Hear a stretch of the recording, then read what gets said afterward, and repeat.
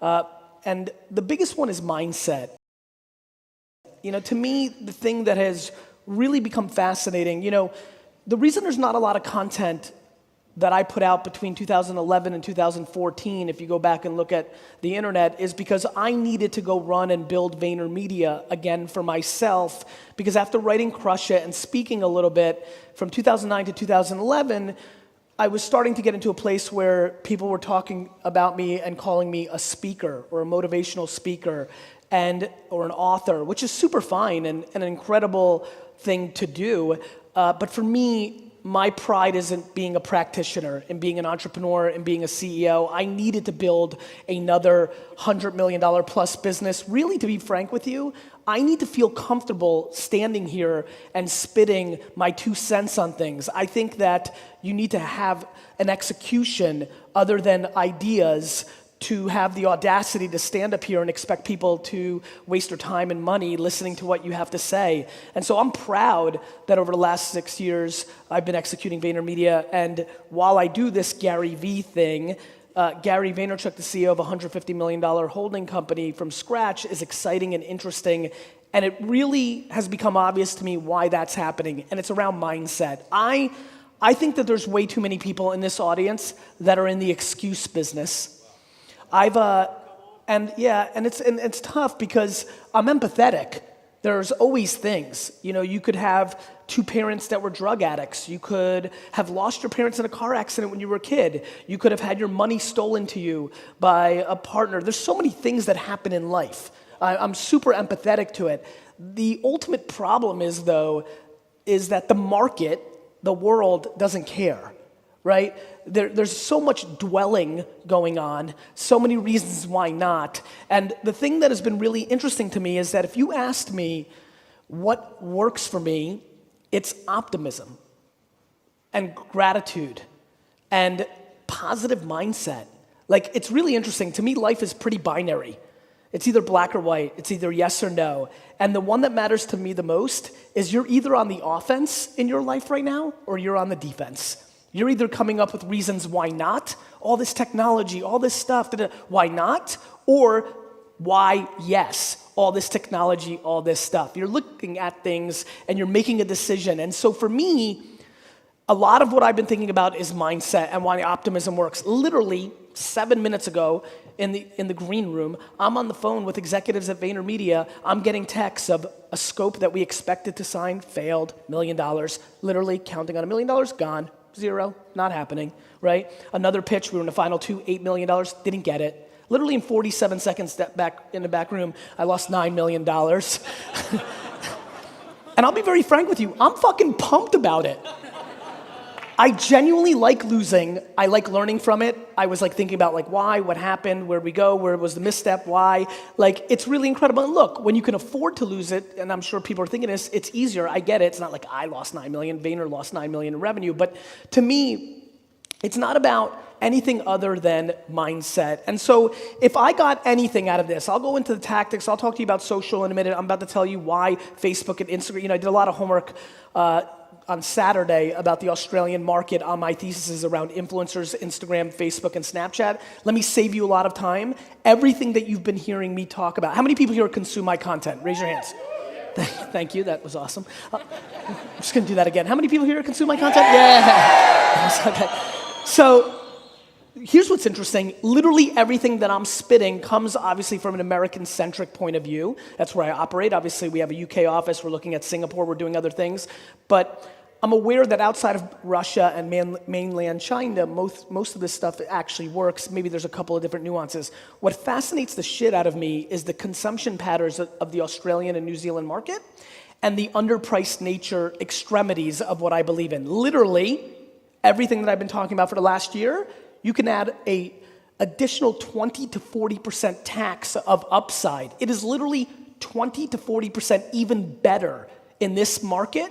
And I get so pissed when people are in any place besides the US market or China where they're like, well, it's a smaller market, it's this, that, and the other. That's where all the upside is. You can only compete against what you can compete against, right? And so I believe that we are living through the greatest era to be an entrepreneur ever. I think the internet is grossly underestimated. And I think there's a ton of opportunity. But if you ask me what I would want to leave with from this talk today, it's to shift one or two persons' mindsets. To me, it's an incredible feeling to stand up here and expect nothing from nobody and take full responsibility for everything. The teleco company that gave it us and we lost it, and we in the back room, the $8 million, I spent 0 days and 0 seconds on it. I was not part of the pitch. I was not part of the process. I empowered all my people. I saw the news in the back room, and I took full 100% blame and responsibility. I am fascinated by your upbringing, both your parents and the neighborhood and the siblings and the friends. I am fascinated by your upbringing, the era you grew up in, the macro and micro climates that you grew up in, not the fucking weather, I mean the economics and the politics and that climate. I'm fascinated what made me, my mom, my dad, being an immigrant from Russia, being in America, being in Jersey, like the friends I ran into, baseball cards becoming popular, allowing me to sell something. I'm fascinated the environment that created me in this completely emotional place of enormous strength, which is the engine and the oxygen that allows me to be successful in business and life. And then what is it that other people don't have or didn't have? And I see it. I see how my grandmother parented my dad. I see my sisters and brothers' DNA different than mine, just timing and things of that nature. And so I'm going heady for my opening spot because I need you to understand, too many of you are going to take fucking notes right now and think it's about a Facebook ad. Too many of you are about to take a note and be like, okay, Google how to use Instagram influencers. We'll get to that. I'm about to talk about that. But if your foundation isn't right, you have no shot of long-term success. If you're not in a place where you believe this, and look, this is super, I'm even throwing up on to be very frank, here's what's happening in my head. I'm listening to what I'm saying right now, I'm like, this fucking sucks. I'm being serious. I'm being really fucking serious with you, actually. And I'm saying that because I'm like, man, it's so, what I'm talking about is so hard to touch, right? But it's still my truth. It's what I believe. You're either on the offense or you're on the defense. You either see all these technologies as the gateway drug to your entire future, or you're upset that it was much easier to do this on email and SEO, and you don't like this social media thing, right? I don't like these new things either. I built my dad's business from a $3 to $60 million business on email and Google AdWords. I didn't want YouTube to come along. I didn't want Twitter to come along, right? I didn't want Facebook to come along. I didn't want Snapchat to come along. I don't want voice and Alexa skills and podcasts to come along. I'm not looking forward to VR. The problem is technology and the way we live doesn't care about my opinion or my feelings, and it doesn't care about yours either. And so you can walk around Earth and judge, oh, it's so sad that all these kids can't communicate because they're on the phone anymore. Or you can walk out tonight and have dinner and see people at a table and nobody's talking to each other and they're all on the phone and you're judging. And you could talk about a day and age when it was simpler and nicer and all this. Nobody gives a fuck. And if you don't adjust to the reality of the situation, you will be completely left behind. And that's it. Too many people are executing or hoping or trying to figure out how to live in a world that used to be or the way they wish it was versus attacking the reality of the world. And here is the reality of the world, my friends. The cell phones that you're all holding right now or in your pocket are the remote controls of our society. They are the single most important thing in the world. There's nothing close. Literally, I would rather have somebody roll up on me right now, stab me with a knife and steal my wallet than lose my phone.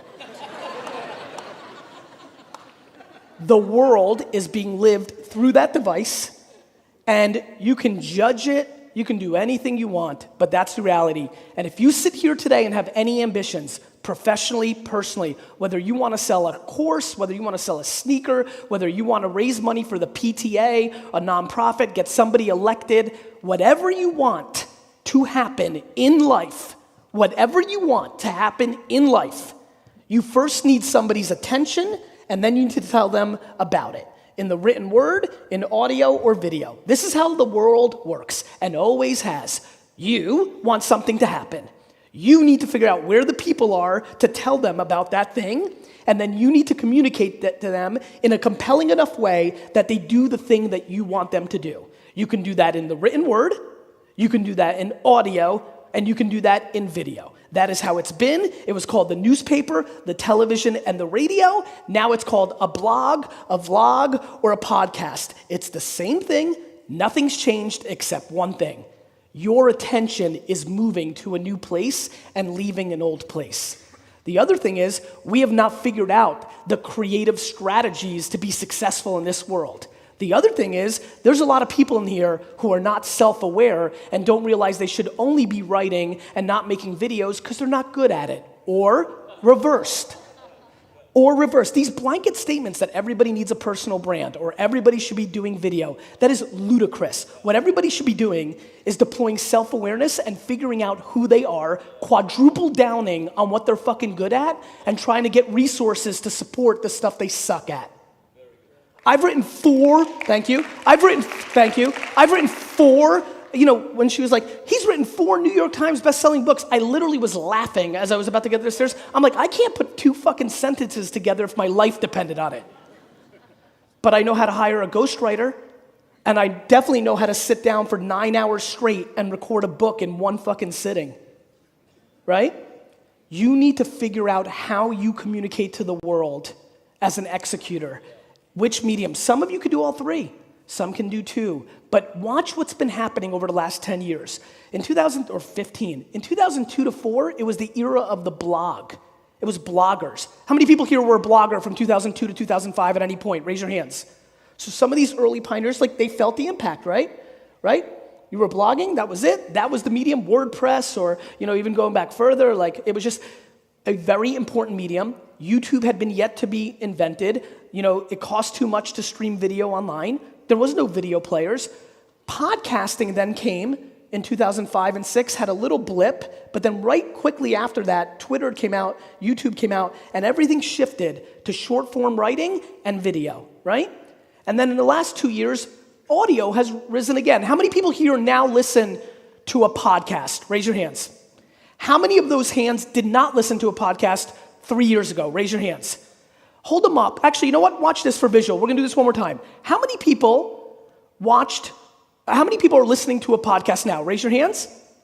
I want people in the front to look around, see what I see. All right? An insane amount.